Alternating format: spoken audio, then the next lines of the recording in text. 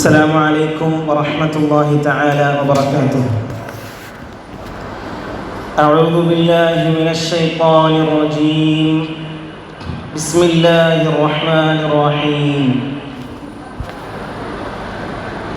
يا ربنا لك الحمد كما ينبغي لجلال وجهك وعظيم سلطانك. سبحانك لا نحصي ثناء عليك أنت كما أثنيت على نفسك. فلك الحمد ولك الشكر حتى ترضى. اللهم صل على سيدنا محمد وعلى آل وأصحاب سيدنا محمد. رب اشرح لي صدري ويسر لي أمري واحلل عقدة من لساني يفقهوا قولي.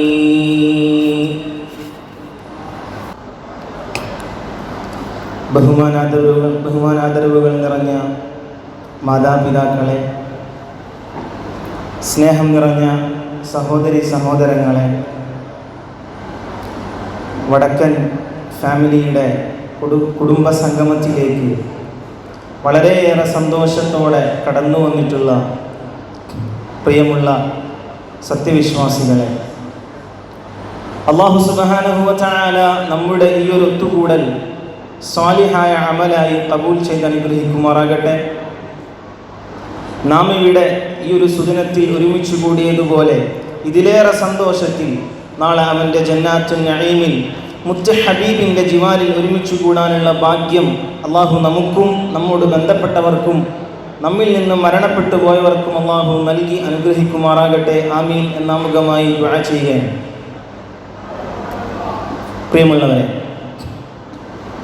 അള്ളാഹുവിൻ്റെ അപാരമായ അനുഗ്രഹത്താൽ ഇത്തരമൊരു സുദിനത്തിൽ ഇങ്ങനെ ഒരുമിച്ച് കൂടാൻ നമുക്ക് സാധിച്ചു. അൽഹംദുലില്ലാഹ്. ഈ ലോകത്ത് വച്ച് നമ്മളേറെ ഇഷ്ടപ്പെടുന്ന, എപ്പോഴും കൂടെ ഉണ്ടാകണം എന്ന് ആഗ്രഹിക്കുന്ന ഒരു പറ്റം സ്നേഹിതന്മാരുടെ കൂടെ ഇങ്ങനെ ഒരുമിച്ചിരിക്കുക എന്നുള്ളത് വളരെയധികം സന്തോഷം നൽകുന്നതും അതിലേറെ ആനന്ദം ഉൾക്കൊള്ളുന്നതും കണ്ണിന് കുളിർമയേകുന്നതുമാണ്.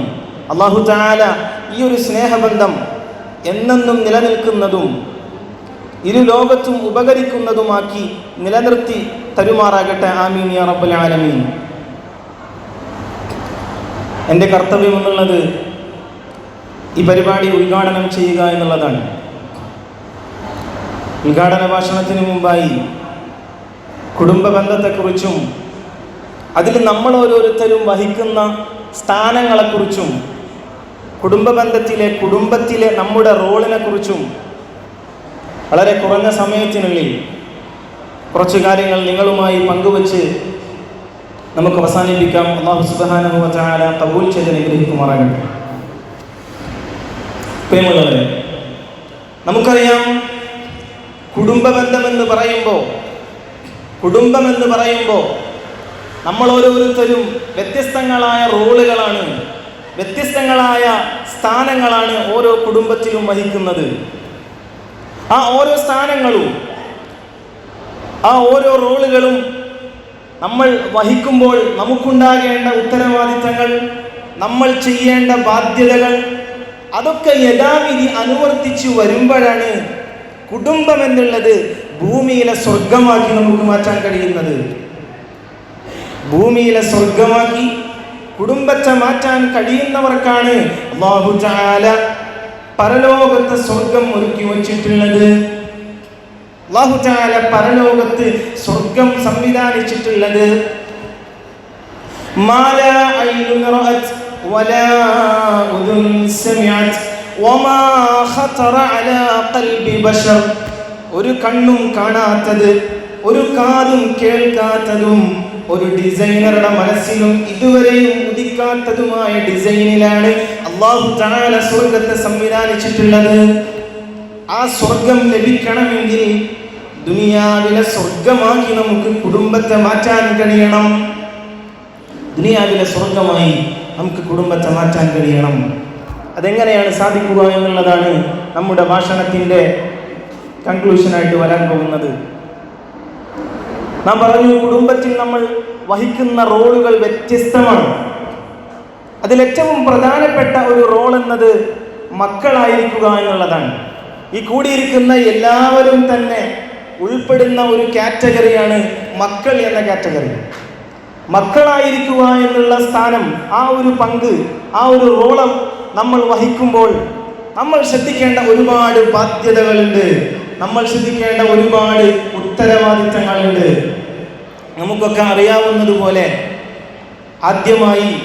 ഏറ്റവും ആദ്യമായി നാം ശ്രദ്ധിക്കേണ്ടത് നമ്മുടെ മാതാപിതാക്കളെ സ്നേഹിക്കുക എന്നുള്ളതാണ്. ഉമ്മയെയും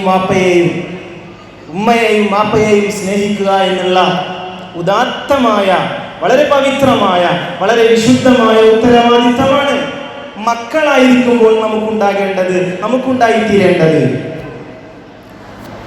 അള്ളാന്റെ ഹബീബിനോട് ഒരിക്കൽ ഒരു സ്വഹാബി വന്ന് ചോദിക്കുന്നുണ്ടല്ലോ, അള്ളാന്റെ ഹബീബേ, മൻ അഹബ്ബുൻ നാസി ബിഹുസ്നി സ്വഹാബതി, ഞാൻ എൻ്റെ ഏറ്റവും നല്ല സ്വഭാവം ആരോടാണ് നബിയെ പുലർത്തേണ്ടത് എന്ന് ചോദിക്കുമ്പോൾ അള്ളാന്റെ ഹബീബ് സല്ലല്ലാഹു അലൈഹി വസല്ലം അവിടെ നിന്ന് പറഞ്ഞു കൊടുക്കുന്നുണ്ട്, നിന്റെ ഉമ്മയോടും വാപ്പയോടുമാണെന്നാണ്. നമ്മുടെ ഏറ്റവും നല്ല പെരുമാറ്റം, നമ്മുടെ ഏറ്റവും നല്ല സ്വഭാവം നാം വർദ്ധിക്കേണ്ടത് നമ്മുടെ ഉമ്മയോടും വാപ്പയോടുമാകുന്നു. ഏറ്റവും കൂടുതൽ സ്ഥാനം കൊടുക്കേണ്ടത് നമ്മുടെ ഉമ്മാക്കും വാപ്പാക്കുമാണ്. അതാണ് കുടുംബ ബന്ധത്തിൻ്റെ അടിത്തറ എന്ന് പറയുന്നത്. നമ്മുടെ കുടുംബ ബന്ധത്തിൻ്റെ ഏറ്റവും അടിത്തറ എന്ന് പറയുന്നത് ഉമ്മയും വാപ്പയുമാണ്. അവരെ മറന്നുകൊണ്ട്, അവരെ നിസ്സാരമായി കണ്ടുകൊണ്ട് നമുക്കൊന്നും ചെയ്യാൻ കഴിയില്ല എന്നുള്ളതാണ്. ഉമ്മയും വാപ്പയും ജീവിച്ചിരിക്കുന്ന കാലമാണ് നമ്മുടെ ജീവിതത്തിലെ ഏറ്റവും സുന്ദരമായ കാലം എന്ന് പറയുന്നത്. ഉമ്മയും വാപ്പയും ജീവിച്ചിരിക്കുന്ന കാലമാണ് നമ്മുടെ ജീവിതത്തിലെ ഏറ്റവും സുന്ദരമായ കാലം, ഏറ്റവും നല്ല കാലം എന്ന് പറയുന്നത്. അതിലൊരാൾ പോകുമ്പോഴാണ് ആ കാലം എത്രമാത്രം മനോഹരമായിരുന്നു എന്ന് നമുക്ക് മനസ്സിലാക്കാൻ കഴിയുന്നത്. അവർ ജീവിച്ചിരിക്കുമ്പോൾ തന്നെ ആ ഒരു വില മനസ്സിലാക്കാൻ സാധിക്കുന്നവർക്കാണ്, ആ ഒരു യാഥാർത്ഥ്യത്തെ തിരിച്ചറിയുന്നവരാണ് ലോകത്തെ ഏറ്റവും വലിയ ഭാഗ്യശാലികൾ.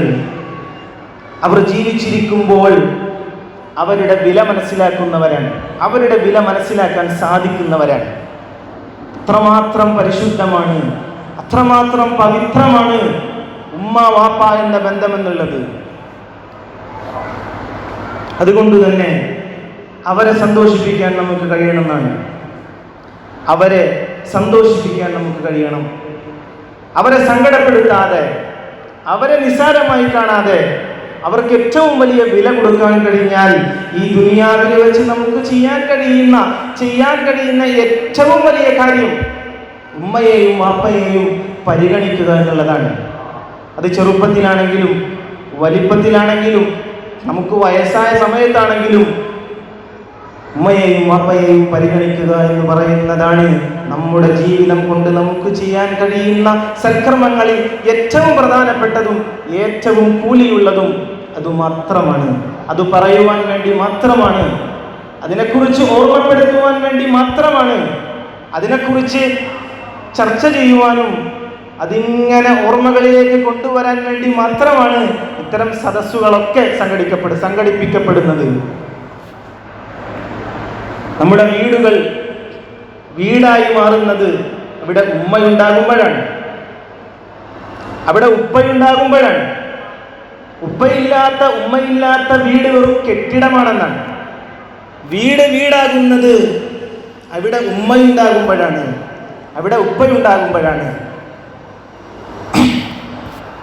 അതുകൊണ്ട് തന്നെ ജീവിതത്തിൽ അവരെ സന്തോഷിപ്പിക്കാൻ നമുക്ക് കഴിയണം, അവരെ ആദരിക്കാൻ നമുക്ക് കഴിയണം.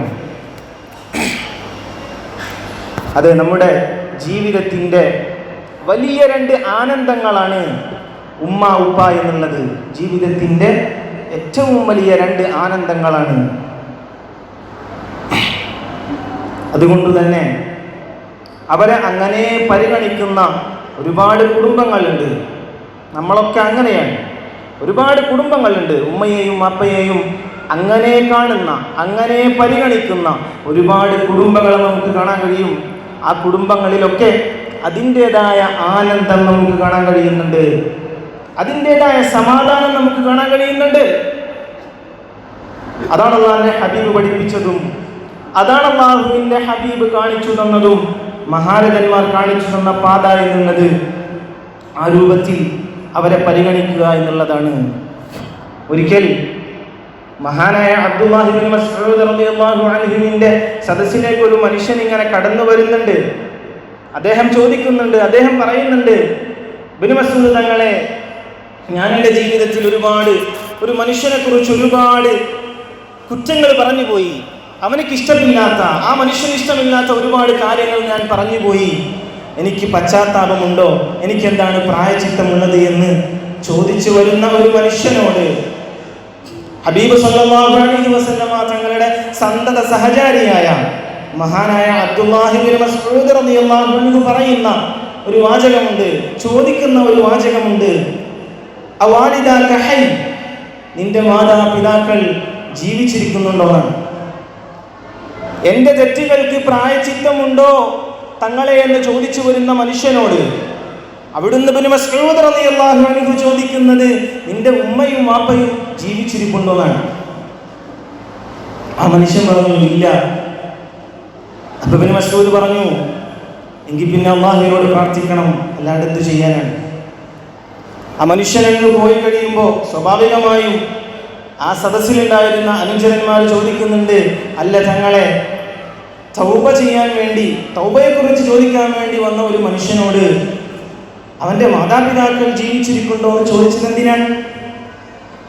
അപ്പോഴാണ് ഇബ്നു മസ്ഊദ് റളിയല്ലാഹു തആല അൻഹു പറയുന്നത്, ഉമ്മയും വാപ്പയും ജീവിച്ചിരിക്കുന്ന കാലത്താണെങ്കിൽ ആ ഉമ്മയെയും വാപ്പയെയും ഒന്ന് സന്തോഷിപ്പിച്ചാൽ നമ്മളറിയാതെ നമ്മുടെ ഒരുപാട് പാപങ്ങൾ പൊറുക്കപ്പെടുമെന്നാണ്.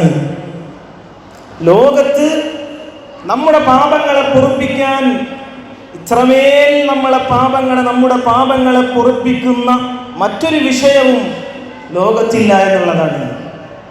ഉമ്മയെയും വാപ്പയെയും സന്തോഷിപ്പിച്ചാൽ, അവർക്ക് സന്തോഷമുള്ളത് ചെയ്തു കൊടുത്താൽ, അവർക്ക് സന്തോഷമുള്ളിടത്തേക്ക് നമ്മൾ കൊണ്ടുപോയാൽ നമ്മുടെ പാപങ്ങളൊക്കെ അല്ലാഹു തആല നമ്മളറിയാതെ പുറത്തു തരുമെന്നാണ്.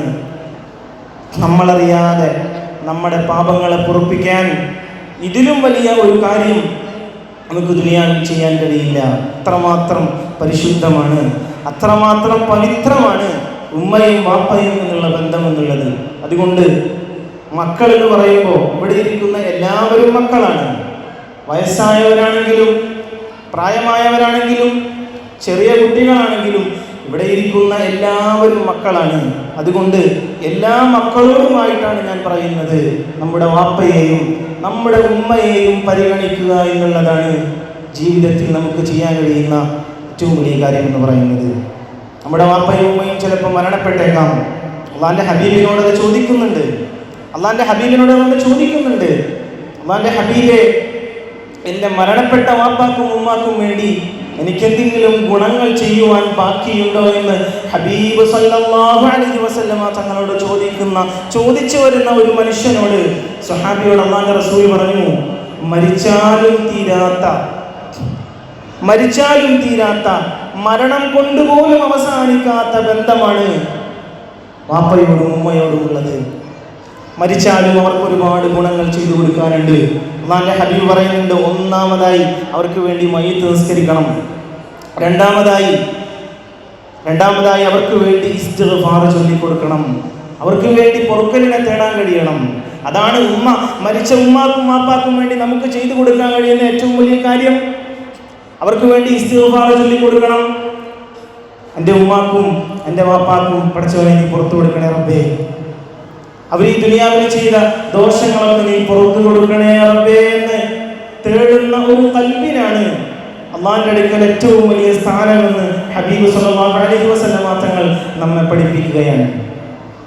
മൂന്നാമതായി ഹബീബ് പഠിപ്പിക്കുന്നത്, ആ വാപ്പയും ഉമ്മയും എന്തെങ്കിലും കരാറ് ചെയ്തിട്ടുണ്ടെങ്കിൽ അതവർക്ക് പൂർത്തീകരിക്കാൻ സാധിക്കാതെ വന്നിട്ടുണ്ടെങ്കിൽ അതൊക്കെ പൂർത്തീകരിക്കലാണ് നമ്മുടെ ബാധ്യത. അത് മക്കളുടെ ബാധ്യതയാണ്. നാലാമതായി അള്ളാഹുവിന്റെ ഹബീബ് പഠിപ്പിക്കുന്നുണ്ട് വസിലത്തുർ റഹീം.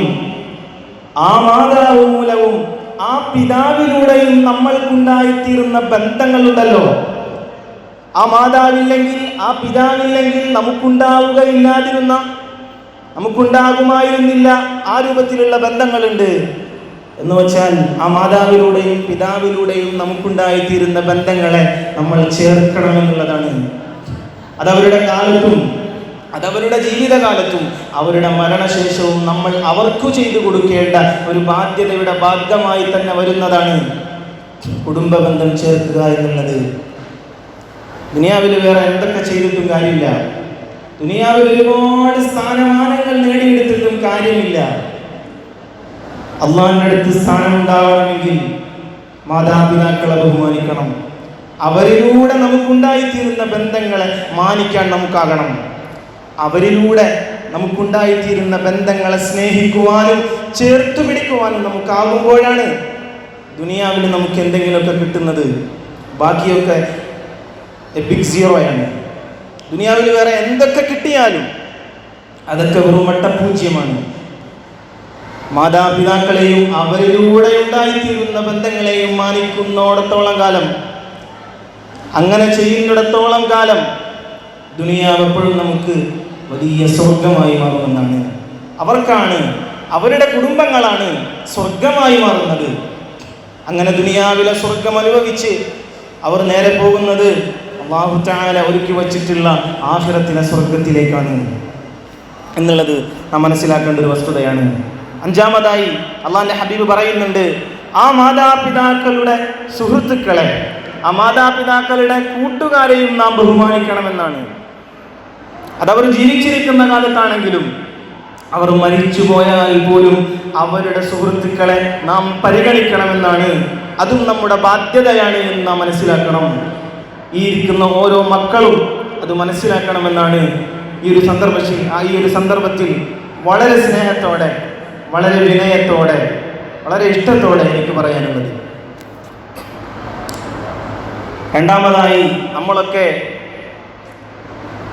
വഹിക്കുന്ന, നിങ്ങളിൽ പലരും വഹിച്ചുകൊണ്ടിരിക്കുന്ന, ഞങ്ങളൊക്കെ വഹിക്കാനിരിക്കുന്ന ഒരു റോളാണ് മാതാപിതാക്കൾ എന്ന് പറയുന്ന റോൾ. നമ്മൾ ആദ്യം പറഞ്ഞു മക്കൾ എന്ന റോൾ, മക്കൾ എന്ന ആ ഒരു സ്ഥാനം വഹിക്കുമ്പോൾ നമ്മൾ മാതാപിതാക്കളെ എത്രമാത്രം പരിഗണിക്കണമെന്ന് നാം പറഞ്ഞു വച്ചു. രണ്ടാമതായി നാം ചർച്ച ചെയ്യേണ്ട ഒരു സ്ഥാനം എന്നുള്ളത് മാതാപിതാക്കളാവുക എന്നുള്ളതാണ്. ഇവിടെ പലരും ഇപ്പോൾ വഹിക്കുന്ന സ്ഥാനമാണത്, മാതാപിതാക്കളാവുക എന്നുള്ളത്. ഒരു മാതാവിനെയും പിതാവിനെയും സംബന്ധിച്ചിടത്തോളം അവരുടെ കുടുംബത്തിൽ അവർക്കുള്ള ബാധ്യതകൾ എന്തൊക്കെയാണ്, അവർക്കുള്ള കടമകൾ എന്തൊക്കെയാണ്, അവർക്കുള്ള ഉത്തരവാദിത്തങ്ങൾ എന്തൊക്കെയാണ്, അതിനെക്കുറിച്ച് നാം വളരെ ബോധ്യവാന്മാരാകണം. അല്ലാഹുവിന്റെ ഹബീബ് പഠിപ്പിക്കുന്നുണ്ട്, മഹാരഥന്മാർ പഠിപ്പിക്കുന്നുണ്ട്, സഅാദത്തുൽ മർഇ, ഒരു മനുഷ്യന്റെ ഏറ്റവും വലിയ വിജയത്തിന്റെ ഒരു കാരണമായി, ഒരു ഫാക്ടറായി, ഒരു ഘടകമായി മഹാരഥന്മാർ പഠിപ്പിക്കുന്നുണ്ട്, അയ്യകൂന ഔലാദുഹു അബ്റാറാ, അവന്റെ മക്കൾ നന്മയുള്ള മക്കളാവുക എന്നതാണ്. ഒരു മനുഷ്യന്റെ വിജയത്തിന്റെ ഏറ്റവും വലിയ ഘടകം എന്നുള്ളത് അവന്റെ മക്കൾ നന്മയുള്ളവരാവുക എന്നതാണ്. നിങ്ങളൊന്ന് ആലോചിച്ചു നോക്കണം. നല്ല മക്കളുണ്ടെങ്കിൽ അതിനേക്കാൾ വലിയ സൗഭാഗ്യം വേറെ എന്തുണ്ട് സുഹൃത്തുക്കളെ? ഈ ലോകത്ത് നല്ല മക്കളുണ്ടാവുക എന്നതിൽ പരം വലിയ സൗഭാഗ്യം ഒന്നും നമുക്ക് കിട്ടാനില്ല എന്നുള്ളതാണ്. അതുകൊണ്ട് തന്നെ നമ്മുടെ മക്കളൊക്കെ നല്ല മക്കളാകണം, സൽസ്വഭാവമുള്ള മക്കളാകണം, സ്വാലിഹീങ്ങളായ മക്കളാകണം. അതിനുവേണ്ടി നാം എന്തൊക്കെ ചെയ്യണം? നാം ഇങ്ങനെ ആഗ്രഹിച്ചിങ്ങനെ ഇരുന്ന് കാലം കഴിച്ചിട്ട് കാര്യമില്ല. നാം ഇങ്ങനെ സ്വപ്നം കണ്ടിരുന്നിട്ട് കാര്യമില്ല. നമ്മുടെ മക്കളൊക്കെ നല്ല മക്കളാകണം, എല്ലാവർക്കും ആഗ്രഹമുണ്ട്. പക്ഷെ എന്താണ് നാം അതിനു വേണ്ടി ചെയ്തത്? നാം അതിനു വേണ്ടി എന്തു ചെയ്യണം?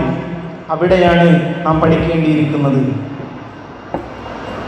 നല്ല മക്കളുണ്ടാകാൻ ഏറ്റവും പ്രധാനമായി ഒന്നാമതായി വേണ്ടത് നാം അവർക്ക് നല്ല റോൾ മോഡലായി മാറുക എന്നുള്ളതാണ്.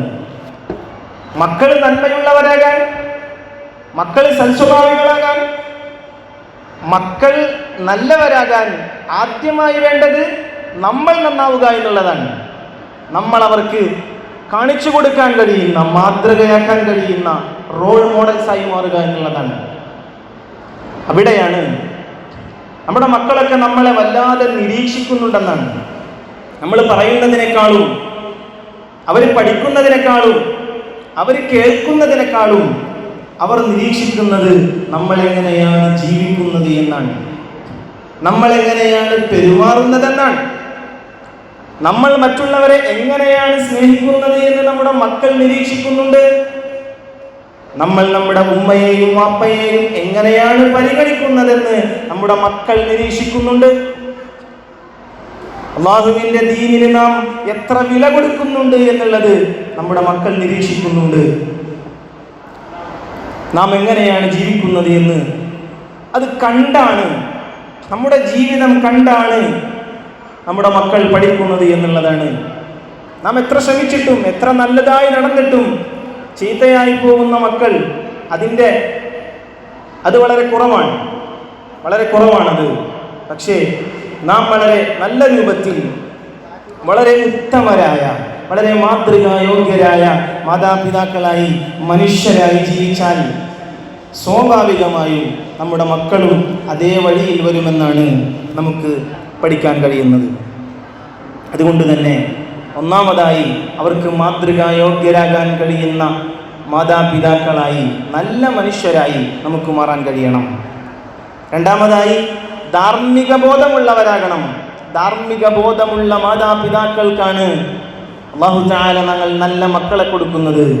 മക്കൾ നന്നാവണമെന്ന് ഇങ്ങനെ പറയും, പക്ഷേ നമുക്ക് ധാർമ്മികമായ ബോധമില്ലെങ്കിൽ പിന്നെങ്ങനെ നമ്മുടെ മക്കൾക്ക് അത് ഉണ്ടാക്കി കൊടുക്കാനാണ്?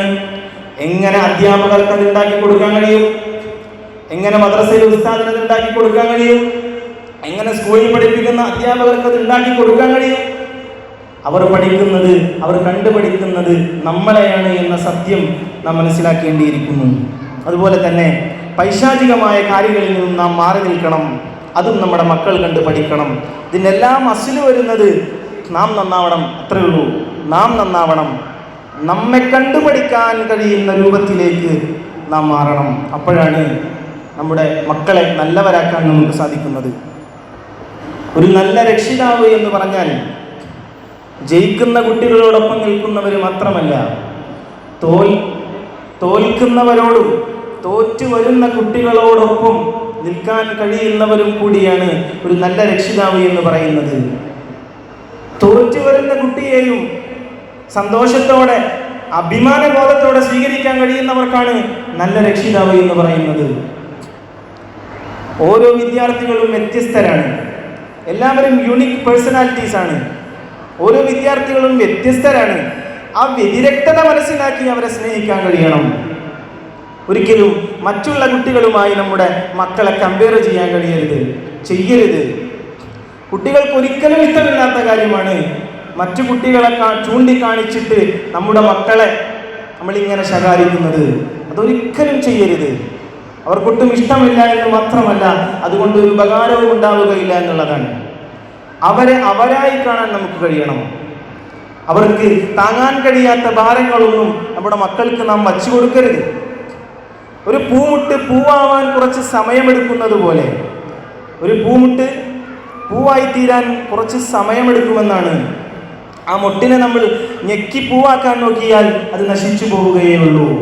അതുമാത്രമല്ല, ആ മൊട്ട് പൂവായിട്ടേ ഞാൻ സ്നേഹിക്കുള്ളൂ എന്നും നമുക്ക് വിചാരിക്കാൻ കഴിയില്ല. ആ രൂപത്തിലാണ് നമ്മുടെ മക്കളോട് നമ്മൾ പെരുമാറേണ്ടത്.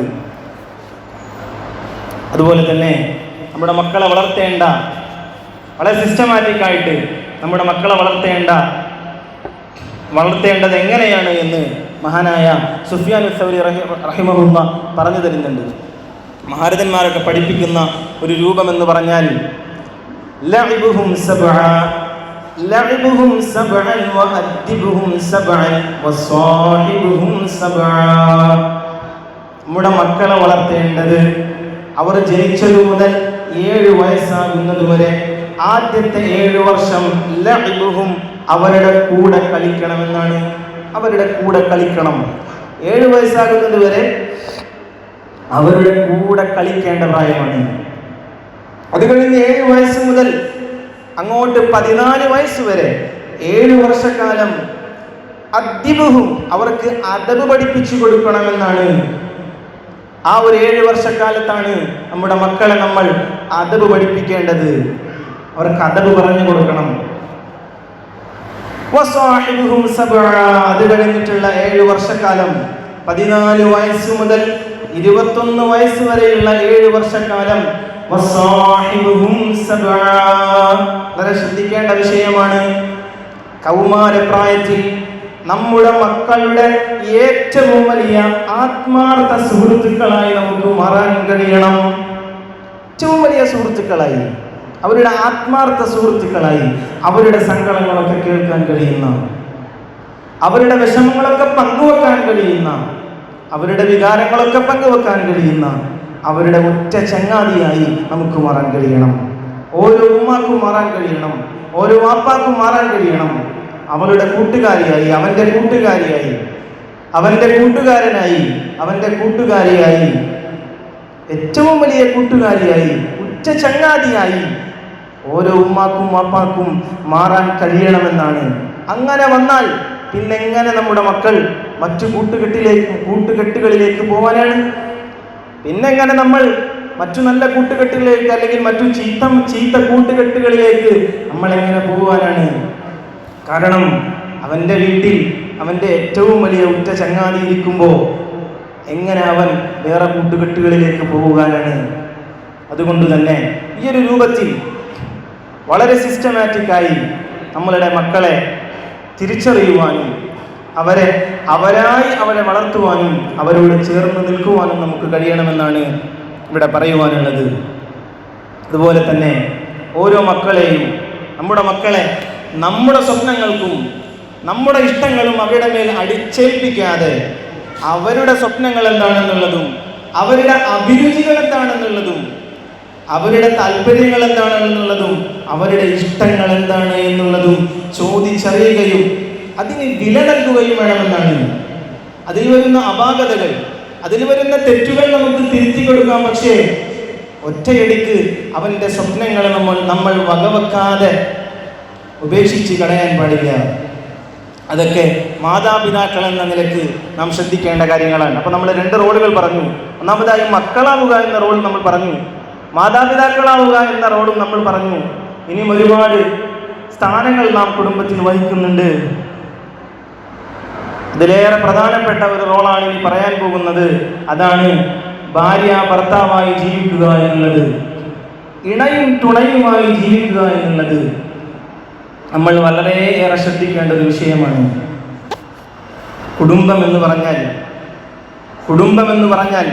അല്ലാഹുവിന്റെ ഹബീബ് പഠിപ്പിക്കുന്നുണ്ട്, ഖൽബുൻ ഷാകിറുൻ വലിസാനുൻ ദാകിറുൻ വസൗജത്തുൻ സാലിഹ തുഈനുക ഫീ ദുനിയാക വദീനിക ഖൈറു മക്തനസൻ നാസ്.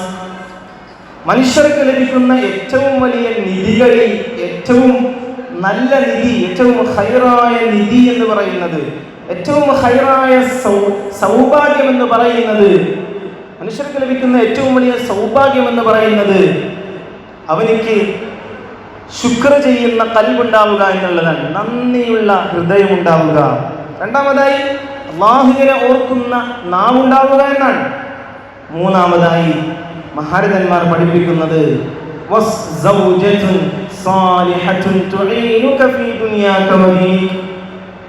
നിന്റെ ദുനിയാവിലും നിന്റെ ദീനിന്റെ വിഷയത്തിലും നിന്നെ സഹായിക്കുന്ന ഒരു ഇണയുണ്ടാവുക എന്നുള്ളതാണ്. അതിനേക്കാൾ വലിയ സൗഭാഗ്യം നമുക്ക് ലഭിക്കാനില്ല. നിന്റെ ദീനിന്റെ വിഷയത്തിൽ നിന്നെ സഹായിക്കുന്ന, നിന്റെ കൂടെ നിൽക്കുന്ന ഇണയുണ്ടാവുക എന്നുള്ളതാണ്. നമുക്ക് ലഭിക്കുന്ന സൗഭാഗ്യങ്ങളുടെ കൂട്ടത്തിൽ ഏറ്റവും വലുത് എന്ന് പറയുന്നത്, വിവാഹ ജീവിതം എന്ന് പറയുന്നത്, വിവാഹബന്ധം എന്ന് പറയുന്നത് കേവലം ശാരീരിക ബന്ധമല്ല, മറിച്ച് പവിത്രമായ പരിശുദ്ധമായ സ്നേഹത്തിൻ്റെയും പങ്കുവെക്കലുകളുടെയും അതുപോലെ അനുരാഗത്തിൻ്റെയും പവിത്രമായ ബന്ധമാണ് ഭാര്യ ഭർത്താവ് എന്ന് പറയുന്ന ബന്ധം. അതിലും നമ്മൾ മനസ്സിലാക്കേണ്ട ഒരു സംഭവം, നേരത്തെ പറഞ്ഞതുപോലെ തന്നെ ഓരോ മനുഷ്യരും വ്യത്യസ്തരാണ് എന്ന ആ ഒരു പാഠം നമ്മുടെ മനസ്സിലുണ്ടാകണം.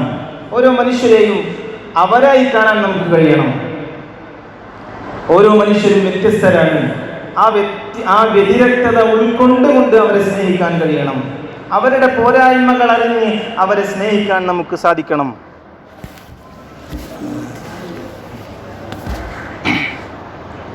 അങ്ങനെ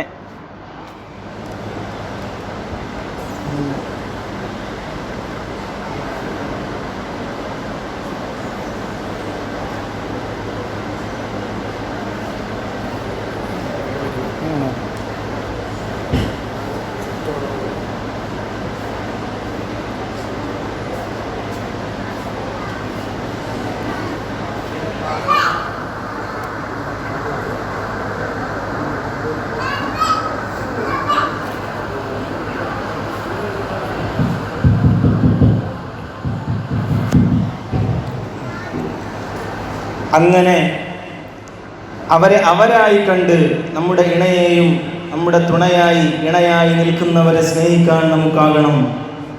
അവിടെയാണ് എല്ലാ മനുഷ്യരെയും നമ്മൾ സ്നേഹിക്കണമെന്നാണല്ലോ, ജാതി മതഭേദമന്യേ എല്ലാ മനുഷ്യരെയും ബഹുമാനിക്കാൻ നമുക്ക് കഴിയണമെന്നാണ്. അല്ലാഹു ഖുർആനിലൂടെ പറയുന്നുണ്ടല്ലോ, വലഖദ് കറംനാ ബനി ആദം, ആദം സന്തതികളെ നാം ബഹുമാനിച്ചിരിക്കുന്നു. എല്ലാ മനുഷ്യരെയും അല്ലാഹു ബഹുമാനിച്ചിട്ടുണ്ട് എന്ന് അല്ലാഹു ഖുർആനിലൂടെ പറയുമ്പോൾ, അല്ലാഹു ബഹുമാനിച്ചെങ്കിൽ പിന്നെ നമുക്കെന്താണ് മനുഷ്യരെ ബഹുമാനിച്ചാൽ എന്നുള്ളതാണ് നാം മനസ്സിലാക്കേണ്ടത്. അതുപോലെ നാം പറഞ്ഞു വരുന്നത്, ഭാര്യയാവുക ഭർത്താവുക എന്നുള്ള സ്ഥാനത്ത് നാം എന്തൊക്കെ ശ്രദ്ധിക്കണം എന്നുള്ളതാണ്. അല്ലാഹു ഖുർആനിലൂടെ പറയുന്നുണ്ട്, ബിസ്മില്ലാഹിർ റഹ്മാനിർ റഹീം, ഹുന്ന ലിബാസുൻ ലക്കും വ അൻതും ലിബാസുൻ ലഹുൻ. ഭാര്യയെയും ഭർത്താവിനെയും കുറിച്ച് അല്ലാഹു ഖുർആനിലൂടെ പറയുന്നുണ്ട്, നിങ്ങൾ അവർക്കും അവർ നിങ്ങൾക്കും വസ്ത്രങ്ങളെ പോലെയാണ്. നിങ്ങൾ അവർക്കും അവർ നിങ്ങൾക്കും വസ്ത്രങ്ങളെ പോലെയാണ്. നമ്മൾ വസ്ത്രങ്ങൾ ധരിക്കുന്നത് അവർക്ക് മറക്കാനാണ് എങ്കിൽ നമ്മുടെ ഇണയുടെ നമ്മുടെ തുണയുടെ എല്ലാ പോരായ്മകളും മറയ്ക്കാനുള്ള ഒരു വസ്ത്രമായി നമുക്ക് മാറാൻ കഴിയണം. ആ രൂപത്തിൽ അവാച്യമായ സ്നേഹം പരസ്പരം കൈമാറുന്ന ഇണകൾക്കാണ് അവരുടെ വീട് സ്വർഗമാക്കി മാറ്റാൻ കഴിയുന്നത്, സ്നേഹത്തിൻ്റെ ആലയാക്കി മാറ്റാൻ കഴിയുന്നത്. ആ വീട്ടിൽ നിന്നാണ് നല്ല സ്നേഹമുള്ള, സ്നേഹിക്കാൻ കഴിയുന്ന മക്കളെ നമുക്ക് വാർത്തെടുക്കാൻ കഴിയുന്നത്.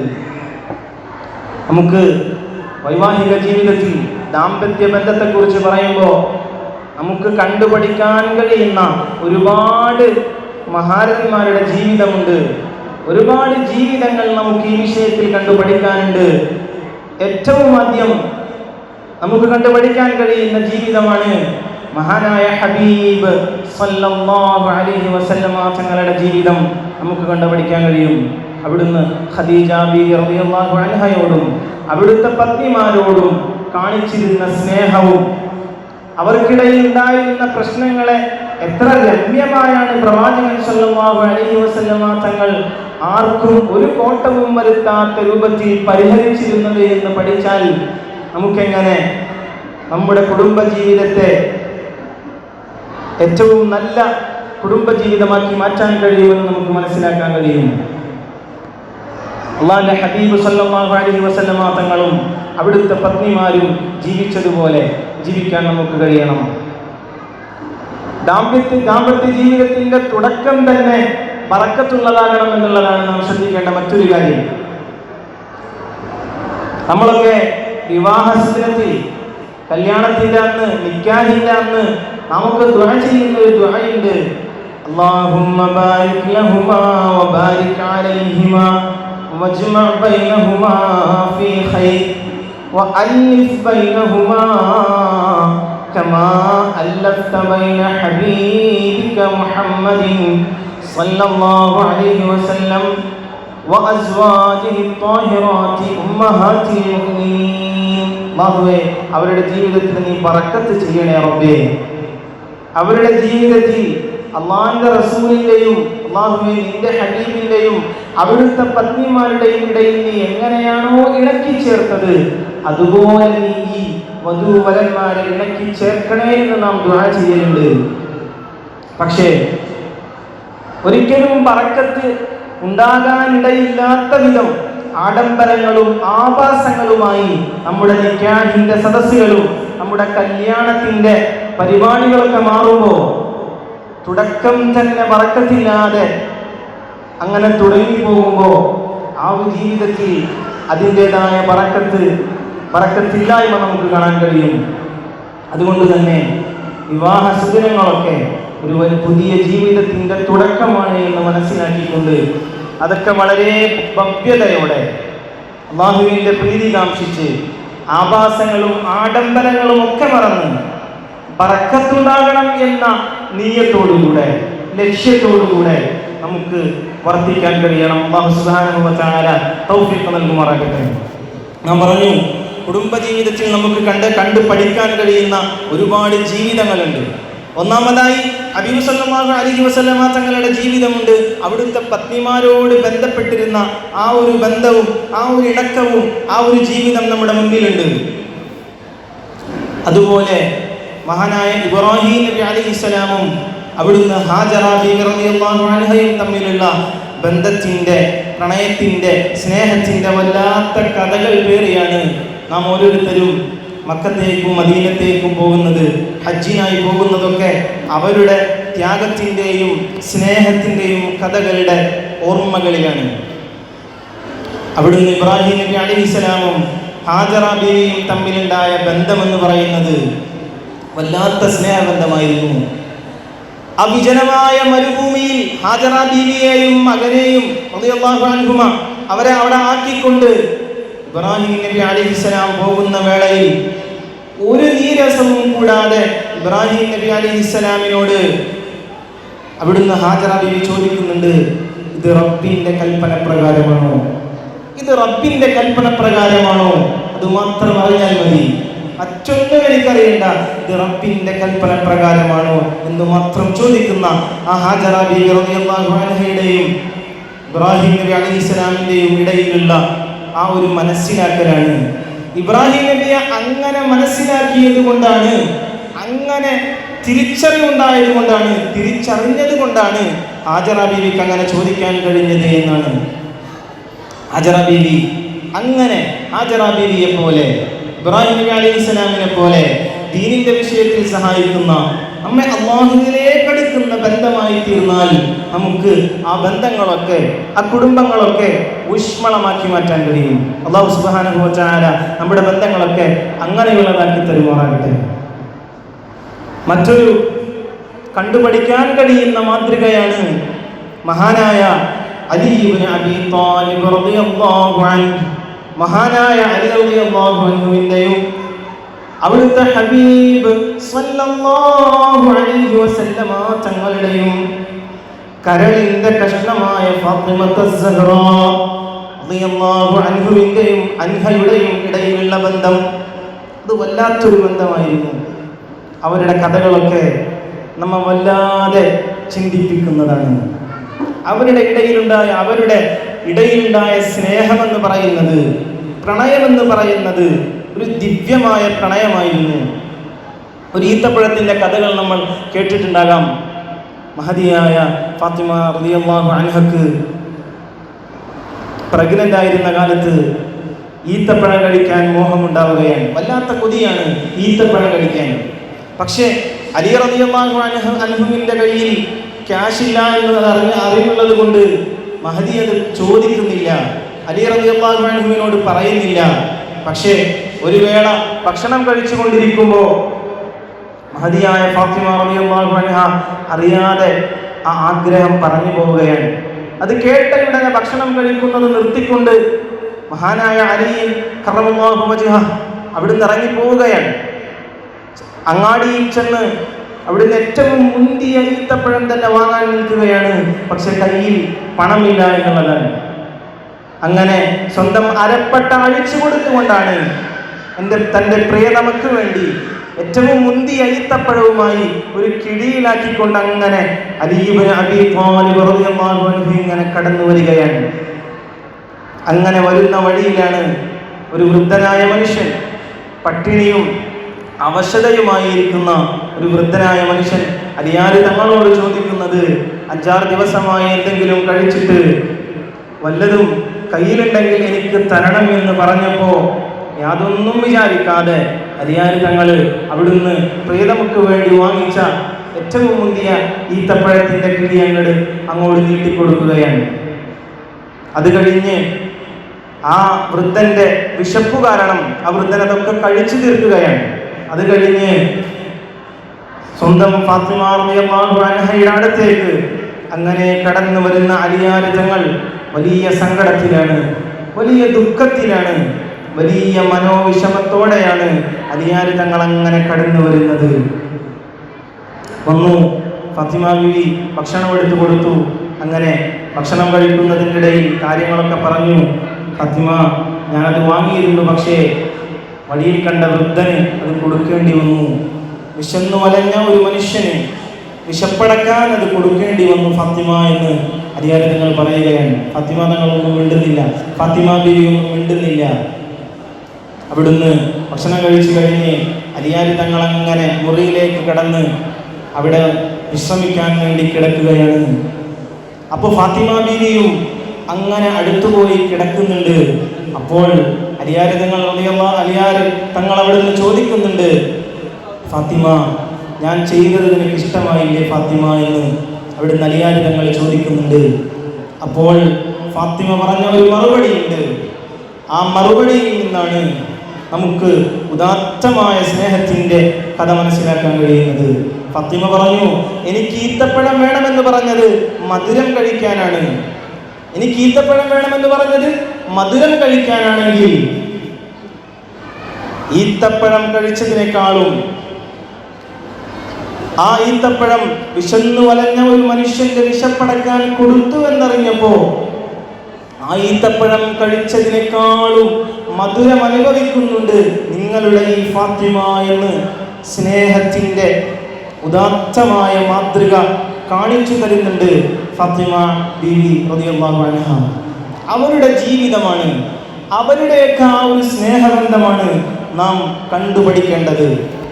ആ രൂപത്തിലുള്ള തിരിച്ചറിവാണ്, മനസ്സിലാക്കലാണ് നമ്മുടെ ഇണകൾക്കിടയിൽ നമുക്ക് വേണ്ടത് എന്ന് നാം മനസ്സിലാക്കേണ്ടിയിരിക്കുന്നു. അല്ലാഹു തആല വളരെ സ്നേഹത്തോടെ, വളരെ ദിവ്യമായ പ്രണയത്തോടെ ജീവിക്കാൻ ഹബീബിനെ പോലെയും അലിയാർ തങ്ങളെ പോലെയും ഒക്കെ പ്രണയിച്ച് ജീവിക്കാനുള്ള തൗഫീഖ് അല്ലാഹു നൽകി അനുഗ്രഹിക്കുമാറാകട്ടെ എന്ന് ദുആ ചെയ്യുകയാണ്.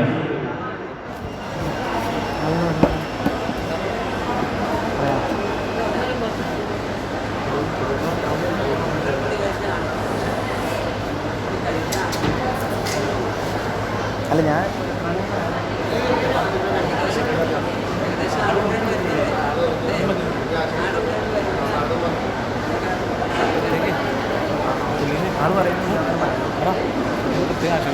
സ്വാഗതം പറഞ്ഞിട്ട് പിന്നീടാണ് ചെയ്യലേ. അപ്പോൾ നമ്മൾ കുടുംബജീവിതത്തിലെ വളരെ പ്രധാനപ്പെട്ട മക്കളാവുക എന്ന റോളിനെ കുറിച്ചും അതിലും പ്രധാനപ്പെട്ട മാതാപിതാക്കളാവുക എന്ന റോളിനെ കുറിച്ചും അതിലും പ്രധാനപ്പെട്ട ഭാര്യയും ഭർത്താവുമാവുക, ഇണതുണകളാവുക എന്ന ബന്ധത്തെക്കുറിച്ചും നമ്മൾ പറഞ്ഞു വച്ചു. ഇതൊക്കെ നമ്മൾ വഹിക്കുന്ന വളരെ വ്യത്യസ്തമായ ചില റോളുകളാണ്. അതുപോലെ തന്നെയുള്ള മറ്റൊരു ബന്ധമാണ്, മറ്റൊരു സ്ഥാനമാണ് സഹോദരങ്ങളാവുക എന്നുള്ളത്, സഹോദരങ്ങളാവുക, സഹോദരിമാരാവുക എന്നുള്ളത്. ആ ഒരു ബന്ധത്തെക്കുറിച്ച് ഹബീബ് സല്ലല്ലാഹു അലൈഹി വസല്ലമ തങ്ങൾ പറയുന്നുണ്ട്, ലാ യുമിനു അഹദുകും ഹത്താ യുഹിബ്ബ ലി അഖീഹി മാ യുഹിബ്ബു ലി നഫ്സിഹി. എൻ്റെ ശരീരത്തിന് ഞാൻ എന്തിഷ്ടപ്പെടുന്നുവോ അതെൻ്റെ സഹോദരനും ഇഷ്ടപ്പെടാതെ എൻ്റെ ഈമാൻ പരിപൂർണമാവുകയില്ല. ഞാൻ എൻ്റെ ശരീരത്തിന് എനിക്കെന്ത് ഇഷ്ടപ്പെടുന്നുവോ അതുപോലെ എൻ്റെ സഹോദരന് വേണ്ടിയും ഇഷ്ടപ്പെടാതെ എൻ്റെ ഈമാൻ പരിപൂർണമാവുകയില്ല എന്നുള്ളതാണ്. കുടുംബ ബന്ധം എന്ന് പറയുന്നത്, ഈ ഒരു ബന്ധങ്ങൾ എന്ന് പറയുന്നത് ഈമാനുമായി ബന്ധപ്പെട്ടതാണ്. കുടുംബ ബന്ധത്തിൻ്റെ മഹത്വങ്ങളിൽ, അതിൻ്റെ ഫളായിൽ നമുക്ക് കാണാൻ കഴിയും. സിലത്തുർ റഹീം മിനൽ ഈമാൻ. സിലത്തുർ റഹീം എന്ന് പറയുന്നത്, കുടുംബ ബന്ധം ചേർക്കുക എന്ന് പറയുന്നത് ഈമാനിൽപ്പെട്ടതാണ്, ഈമാനിന്റെ ഭാഗമാണ്. അതുതന്നെയാണ് ഇവിടെ പറഞ്ഞു വെച്ചതും. ലാ യുമിനു അഹദുകും, നിങ്ങളാരും മുഅ്മിനാവുകയില്ല എങ്ങനെയല്ലാതെ ഹത്താ യുഹിബ്ബ ലി അഖീഹി മാ യുഹിബ്ബു ലി നഫ്സിഹി. നിങ്ങളിൽ ഒരാളും മുഅ്മിനാവുകയില്ല എങ്ങനെയല്ലാതെ നിങ്ങൾക്ക് ഇഷ്ടപ്പെടുന്നത് എന്താണോ അത് നിങ്ങളുടെ സഹോദരിക്ക്, അത് നിങ്ങളുടെ സഹോദരങ്ങൾക്ക് വേണ്ടിയും ഇഷ്ടപ്പെടാതിരിക്കുന്ന കാലത്തോളം നിങ്ങളാരും മുഅ്മിനാകുമെന്ന് കരുതണ്ട എന്നുള്ളതാണ് ഹബീബ് സല്ലല്ലാഹു അലൈഹി വസല്ലമ തങ്ങൾ പറഞ്ഞു വെക്കുന്നത്.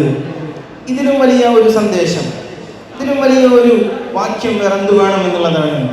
അതിൻ്റെ മഹത്വം മനസ്സിലാക്കാൻ, ആ ബന്ധങ്ങളുടെ മഹത്വം മനസ്സിലാക്കാൻ ഇതിലേറെ നന്നായി നമുക്ക് എങ്ങനെ പറയാൻ കഴിയുമെന്നാണ്.